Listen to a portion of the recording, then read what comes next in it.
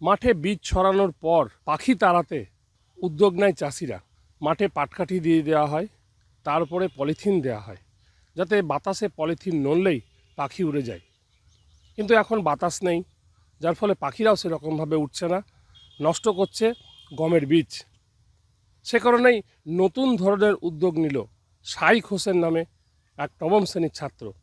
সে মাঠের মধ্যে digital mic লাগিয়েছে, সেখানে হাই হুই হুস করছে, শব্দে পাখি উড়ে যাচ্ছে। চলুন দেখি শাইখ হোসেনের নতুন ধরনের আইডিয়া। পড়াশোনা করি, তার পাশাপাশি মানে উজ্জ্বল করতে চাই ভবিষ্যৎ, মানে কৃষি বিজ্ঞানে উজ্জ্বল করতে চাই। তার জন্য মানে আমি ফেসবুকে চাষি বিজ্ঞানে দেখি, মানে মানে জেনে বিছনটা না খাইতে পারে তার জন্য মাইকটা দিয়া, কেন স্কুল টাইমও নষ্ট হবে না, মানে আমারও মানে পাহারা দিতে হবে না, তার জন্য মাইকটা দিয়া। কখন দিয়ে যাও ওটা? এটা সকালবেলা দিয়ে যায়, বিকেলবেলা খুলে নিয়ে যায়।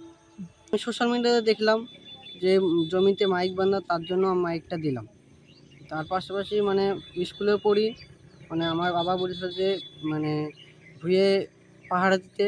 সোশ্যাল মিডিয়াতে দেখে আমি যে আইডিটা নিলাম, যে আমার সময় নষ্ট হবে না, স্কুলেও কামাই হবে না, তার জন্য মাইকটা দেওয়া।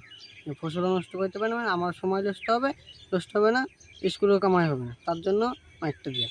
টেনে টাঙিয়ে দিই, ওদের ভয়ে পালিয়ে যায়। যায় হ্যাঁ যায়, কিছু আবার কিছু বসেও এইভাবে, আর পাখি নাহলে নেট টাঙিয়ে দিতে হয়। বীজ খেয়ে নেয় না হলে। হ্যাঁ বীজ খেয়ে নেয়। এই যে মাঠে রাত্রে হাঁস পাখি এসে বীজগুলা লল ভরি সব খেয়ে নিচ্ছে। বসে থাকি, আবার কোনো সময়ে এই গলা টাঙিয়ে দিই, তাহলে পালিয়ে যায়। এবং পাশের ওরা জমিতে মাইক লাগিয়েছিল, কিন্তু আমার তো পয়সার সামর্থ্য নাই। আগামী দিনে আগামী দিনে আমি চেষ্টা করব, যদি ওই জিনিস যদি লাগানো যায়, তাহলে জমিটা ওই পাখিতে খেতে পারবে না, ভালো হবে।